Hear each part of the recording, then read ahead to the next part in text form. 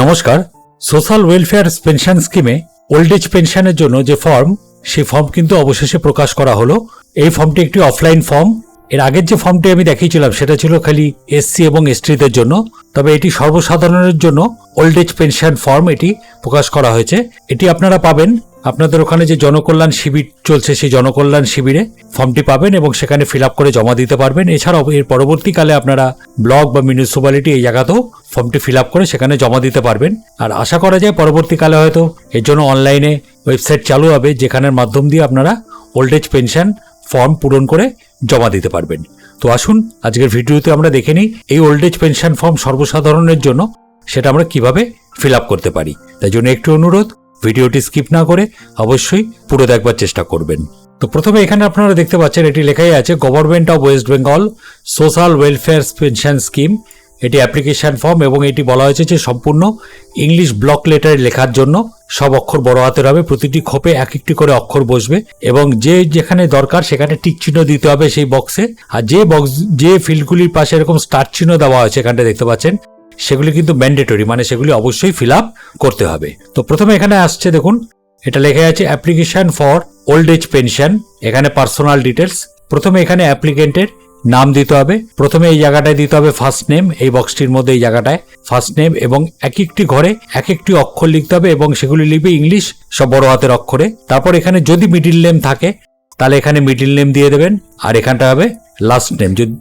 যদি middle name না থাকে তাহলে মিডিল নেমটা বাদ দিয়ে এখানটা লাস্ট নেমটা দিয়ে দেবেন, ফার্স্ট নেম এবং লাস্ট নেম। এরপরে এখানে আসে জেন্ডার, সেটা মেল না ফিমেল না আদার্স যেটা হবে সেটার পাশে এরকম টিক চিহ্ন দিয়ে দেবেন।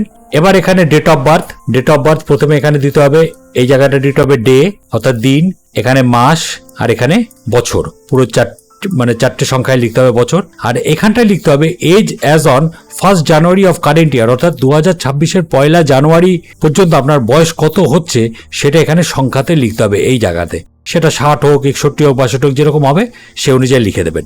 60 বছর বা তার ঊর্ধ্বেই এই ওল্ড এজ পেনশন পাওয়া যায়, সেই রকম অনুযায়ী আপনার যেরকম ডেট অফ বার্থ এবং তারপর বেস করে কারেন্ট ইয়ারে আপনার যত বয়স হচ্ছে সেটা এখানটায় লিখে দেবেন।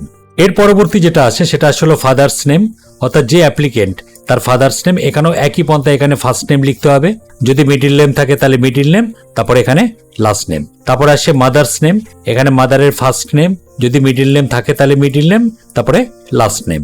এবার এখানে কাস্ট, সেটা জেনারেল না এসসি না এসটি না আদার্স সেটা এখানে লিখতে হবে, যেটা হবে সেটাতে এখানটায় টিক চিহ্ন দিয়ে দেবেন। এবার মেরিটেরিয়াল স্ট্যাটাস, অর্থাৎ যে আবেদন করছে সে আনম্যারিড না ম্যারিড, যদি মহিলা হয় সেক্ষেত্রে উইডো না উইডোয়ার না সেপারেটেড, যেটা হোক সেটার পাশে এরকম টিক চিহ্ন দিয়ে দেবেন।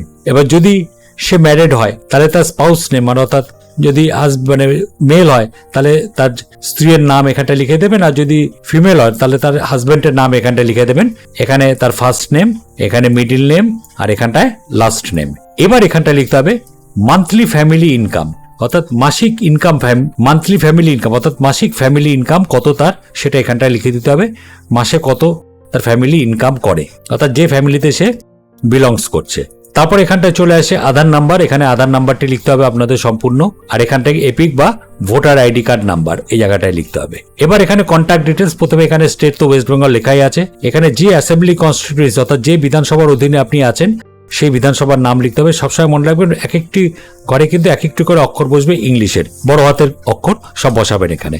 এখানে যে ডিস্ট্রিক্টে আপনি রয়েছেন সেই ডিস্ট্রিক্ট, এখানে যে পুলিশ স্টেশনের অধীনে সেই পুলিশ স্টেশন, এবং এখান থেকে যে মিউনিসিপ্যালিটি কর্পোরেশন বা ব্লকের আন্ডারে আপনি রয়েছেন সেটা এখানটায় লিখে দেবেন। প্রত্যেক কটা ঘরে এক একটা করে অক্ষর। এখানে আপনার যদি মিউনিসিপ্যালিটি হয় তাহলে ওয়ার্ড নাম্বার, আর যদি পঞ্চায়েত এলাকা হয় তাহলে গ্রাম পঞ্চায়েতের নাম। এখানে হলো ভিলেজ, টাউন বা সিটি। যদি আপনার হাউসের নাম্বার থাকে বা হাউসের কোনো নাম থাকে সেটা লিখে দেবেন। হাউসের নাম্বার আপনারা ভোটার লিস্টে পেয়ে যাবেন, দেখবেন আপনাদের যে ভোটার লিস্ট আছে সেখানে আছে। এখানে স্ট্রিট নেম, এই জায়গাটায় স্ট্রিট নেম লিখতে হবে, এখানটায় পোস্ট অফিস, আর এখানটায় পিনকোড। এবার এখান থেকে লেখা আছে দেখুন number of years duelling in West Bengal, অর্থাৎ পশ্চিমবঙ্গে আপনি কত বছর ধরে আছেন, বসবাস করছেন সেটা এখানে সংখ্যাতে লিখে দিতে হবে। এবার এখানে মোবাইল নাম্বার, অবশ্যই মোবাইল নাম্বারটি আধার কার্ডের সঙ্গে লিঙ্ক থাকতে হবে এবং ব্যাংকের সঙ্গেও লিঙ্ক থাকতে হবে, সেই মোবাইল নাম্বারটি এখানটা দিয়ে দেবেন। যদি ইমেল আইডি থাকে তাহলে ইমেল আইডি দিয়ে দেবেন, এটা ম্যান্ডেটরি নয়, দেখুন এখানে স্টার চিহ্ন দেওয়া নেই। এবার যেটা আসে এটা খুব সাবধানতা সহকারে লিখবেন, কারণ এটাই হলো মেন থিং। প্রথমে এখানটায় লিখবেন ব্যাংকের নাম, যে ব্যাংকে আপনার অ্যাকাউন্ট রয়েছে সেই ব্যাংকের নাম, এখানে ব্যাংকের ব্রাঞ্চের নাম অর্থাৎ যেখানে আপনার ব্রাঞ্চ ব্যাংকের, এখানে ব্যাংকের অ্যাকাউন্ট নাম্বার, আর এখানে ব্যাংকের আইএফসি কোড। এগুলো খুব সাবধানে আস্তে আস্তে দেখে দেখে তারপরে এখানটায় লিখে দেবেন। এবার এর সঙ্গে আপনাকে কি কি জমা দিতে হবে? প্রথমে দিতে হবে একটা পাসপোর্ট সাইজ কালার ফটো, এই জায়গাটায় টিক চিহ্ন দিয়ে দেবেন। ফটো দেখবেন একদম উপরে তো ফটো লাগানোর জায়গায় আছে। কপি অফ আধার কার্ড অর্থাৎ আধার কার্ডের xerox copy, copy of voter card, voter কার্ডের জেরক্স কপি। যদি আপনি কাস্ট সার্টিফিকেট থাকে অর্থাৎ এসসি বা এসটি বা ওবিসি এরকম কিছুতে বিলংস করেন তাহলে তার সার্টিফিকেট এখানটায় দিতে হবে যদি থাকে certificate. Copy of residential certificate self declaration অর্থাৎ আপনি যেখানে আছেন সেই রেসিডেন্সিয়াল সার্টিফিকেট, আপনি ওখানে বসবাস করছেন, নিজে একটা সেলফ ডিক্লারেশন একটা রেসিডেন্সিয়াল সার্টিফিকেট দেবেন এবং সেটি অ্যাটাচ করে এর সঙ্গে দিয়ে দেবেন এই ফর্মের সঙ্গে। এবার copy of income certificate self declaration অর্থাৎ আমি এত টাকা ইনকাম করি সেই ইনকাম সার্টিফিকেট একটা সেলফ ডিক্লারেশন অর্থাৎ নিজে সই করে তার একটা সেলফ ডিক্লারেশন করে সেটা এখানটা দিয়ে দেবেন। আর ব্যাংকের পাসবইয়ের ফার্স্ট পেজের কপি এখানটায় যেটা জেরক্স দেবেন সেখানে এখানে একটা টিক চিহ্ন দিয়ে দেবেন। আর যদি অন্য কিছু দেন তাহলে তার টিক চিহ্নটা এখানটায় দিয়ে দেবেন। এবার চলে আসে এখানে সেলফ ডিক্লারেশন।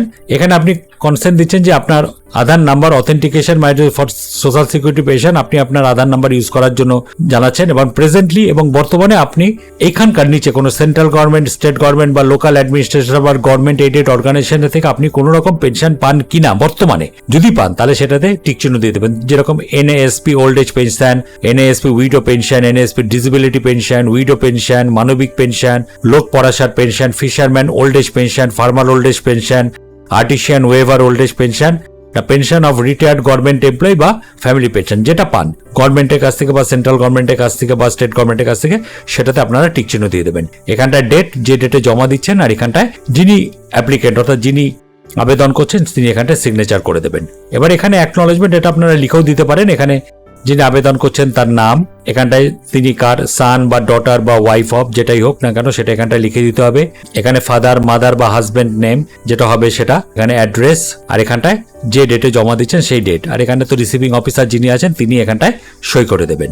সর্বশেষে এটা অফিস ইউজ হলে এটা আমাদের কিছু করণীয় নেই।